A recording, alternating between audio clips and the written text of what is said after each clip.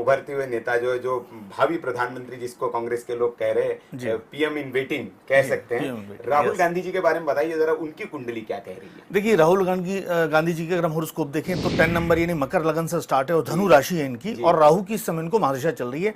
Second house में जब राहु होते हैं तो बहुत ज्यादा उतार चढ़ाव देते हैं, जैसा कि हम देख रहे हैं। एक तो बोलने की जो क्षमताएं या फिर कमिटमेंट की जो क्षमताएं होती हैं ये बहुत ज्यादा नहीं अच्छी होती, क्योंकि राहु सेकंड हाउस पे बैठ के टंग यानी जीभ को खराब करते हैं। अच्छा, इसीलिए बार बार वो फिसल जा रहे हैं, आंकड़े गलत दे रहे हैं। बिल्कुल, बिकॉज कि उनके पास खुद के पास ही राइट इंफॉर्मेशन नहीं है। अच्छा। क्योंकि राहु एक तरह से कहें कि एक प्रजातंत्र के साथ साथ बड़ा अलग सा डिप्लोमेट प्लेनेट है। अच्छा। और राहु की महादशा में उतार चढ़ाव रहते ही रहते हैं, कोई भी सैटर्न नहीं है कि आपको ये चीज फिक्स मिलेगी। अच्छा। धनु राशि होने की वजह से इस समय अगर प्लैनेटरी डिटेल हम देखें तो धनु राशि इस समय सबसे डैमेज राशि चल रही है। अच्छा। बिकॉज की सेकंड 7.5 और गुरु जुपिटर का उसके ऊपर जो साइड इफेक्ट आ रहा है, उसकी वजह से कुछ बहुत बड़ा कमिटमेंट नहीं कर सकते कि ये 100% अपने इस टारगेट को अचीव करेंगे। अच्छा।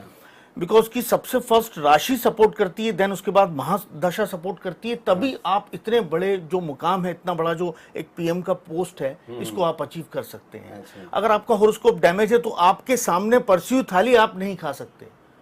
यानी इतना बड़ा अचीवमेंट तो बहुत बड़ी बात है। तो धनु राशि है इनकी और राहु की महादशा चल रही है, उस समय राहु में चंद्रमा का अंतर चल रहा है। चंद्रमा मनसो जात, चंद्रमा मन का कारक है, और मन जब भ्रमित होता है, कुपित होता है, तो ऐसा व्यक्ति कोई भी राइट डिसीजन नहीं ले सकता और ना उस पर चल सकता है। और राहु में चंद्रमा जिस तरह से विश्व योग कहा जाता है, तो मुझे बहुत ज्यादा प्रॉमिसिंग हॉरोस्कोप नहीं लग रही है ये कि इससे बहुत अच्छे रिजल्ट हमें मिले कि ये पीएम पद के दावेदार हो सकते हैं। बट रिजल्ट आने के बाद ही पता पड़ेगा। बट यहाँ से कमिटमेंट नहीं आता इनकी हॉरोस्कोप से कि ये 100% अचीव कर पाएंगे। अच्छा, 100% अचीव कर पाएंगे। कौन कौन से ग्रह आपने बताया? एक तो राहु इनको परेशान कर रहा है, और धनु, राहु, शनि और जुपिटर यानी गुरु, इन तीन ग्रह इनको परेशान और कर ये रहे हैं, ये तीन ग्रह बहुत बाधक बन रहे हैं। और ये तीन ग्रह ही हैं जो सपोर्ट देके आपको एकदम जंप देते हैं कि आप अपनी टारगेट अचीव कर लें। और ये जब जुपिटर आपका साथ नहीं देगा तो पॉसिबल नहीं है, क्योंकि जुपिटर हर चीज का कारक कहा गया है, हेल्थ, वेल्थ, जो भी आप पाना चाहते हैं अपनी लाइफ में। ये तो ये जो ग्रह इनके अपोजिट है, तो इसकी वजह क्या देखिए, ये प्लैनेटरी डिटेल होती है। जिस तरह से आपने देखा है कि कोई भी व्यक्ति रोज आना एक जैसी सब्जी नहीं खाता, एक टाइम पे उठता नहीं, एक टाइम पे सोता नहीं, एक टाइम पे ब्रश नहीं करता, एक टाइम पे फ्रेश हो नहीं जाता। बिकॉज की ये कारण है, हम जो सोचते हैं या जो हम जो कर रहे हैं वो सब प्लैनेट की तरह से दिया हुआ है।